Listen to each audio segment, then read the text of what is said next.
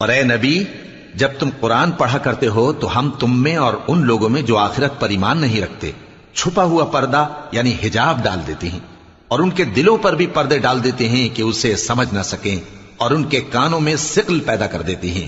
اور جب تم قرآن میں اپنے پروردگار یکتا کا ذکر کرتے ہو تو وہ لوگ بدک جاتے ہیں اور پیٹ پھیر کر چل دیتے ہیں۔ یہ لوگ جب تمہاری طرف کان لگاتے ہیں تو جس نیت سے یہ سنتے ہیں ہم اسے خوب جانتے ہیں، اور جب یہ سرگوشیاں کرتے ہیں یعنی جب ظالم کہتے ہیں کہ تم تو ایک ایسے شخص کی پیروی کرتے ہو جس پر جادو کیا گیا ہے، دیکھو انہوں نے کس کس طرح کی تمہارے بارے میں باتیں بنائی ہیں، سو یہ گمراہ ہو رہے ہیں اور رستہ نہیں پا سکتے۔ اور کہتے ہیں کہ جب ہم مر کر بوسیدہ ہڈیاں اور چور چور ہو جائیں گے تو کیا اثر نو پیدا ہو کر اٹھیں گے؟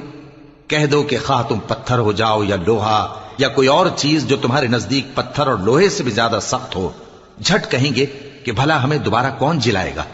کہہ دو کہ وہی جس نے تم کو پہلی بار پیدا کیا تو تعجب سے تمہارے آگے سر ہلائیں گے اور پوچھیں گے کہ ایسا کب ہوگا؟ کہہ دو امید ہے کہ جلد ہوگا۔ جس دن وہ تمہیں پکارے گا تو تم اس کی تعریف کے ساتھ جواب دو گے اور خیال کرو گے کہ تم دنیا میں بہت کم مدت رہے۔ اور میرے بندوں سے کہہ دو کہ لوگوں سے ایسی باتیں کہا کریں جو بہت پسندیدہ ہوں، کیونکہ شیطان بری باتوں سے ان میں فساد ڈلوا دیتا ہے۔ کچھ شک نہیں کہ شیطان انسان کا کھلا دشمن ہے۔ تمہارا پروردگار تم سے خوب واقف ہے، اگر چاہے تو تم پر رحم کرے یا اگر چاہے تو تمہیں عذاب دے۔ اور ہم نے تم کو ان پر داروغہ بنا کر نہیں بھیجا، اور جو لوگ آسمان اور زمین میں ہیں تمہارا پروردگار ان سے خوب واقف ہے۔ اور ہم نے بعض پیغمبروں کو بعض پر فضیلت بخشی اور داؤد کو زبور عنایت کی۔ کہو کہ مشرکو، جن لوگوں کی نسبت تمہیں معبود ہونے کا گمان ہے ان کو بلا دیکھو، وہ تم سے تکلیف کے دور کرنے یا اس کے بدل دینے کا کچھ بھی اختیار نہیں رکھتے۔ یہ لوگ جن کو اللہ کے سوا پکارتے ہیں وہ خود اپنے پروردگار کے ہاں ذریعہ تقرب تلاش کرتے رہتے ہیں کہ کون ان میں اللہ کا زیادہ مقرب ہوتا ہے، اور اس کی رحمت کے امیدوار رہتے ہیں اور اس کے عذاب سے خوف رکھتے ہیں۔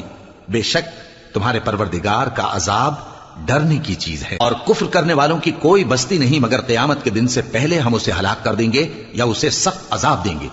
یہ کتاب یعنی تقدیر میں لکھا جا چکا ہے، اور ہم نے نشانیاں بھیجنی اس لیے موقوف کر دیں کہ پہلے لوگوں نے اس کی تکذیب کی تھی، اور ہم نے سمود کو اونٹنی نبوت صالح کی کھلی نشانی دی تو انہوں نے اس پر ظلم کیا، اور ہم جو نشانیاں بھیجا کرتے ہیں تو ڈرانے کو۔ اور جب ہم نے تم سے کہا کہ تمہارا پروردگار لوگوں کا احاطہ کیے ہوئے ہے اور جو منظر ہم نے تمہیں دکھایا اس کو لوگوں کے لیے آزمائش کیا، اور اسی طرح تھوہر کے درخت کو جس پر قرآن میں لعنت کی گئی، اور ہم انہیں ڈراتے ہیں تو اس سے ان کی سرکشی میں اضافہ ہوتا ہے۔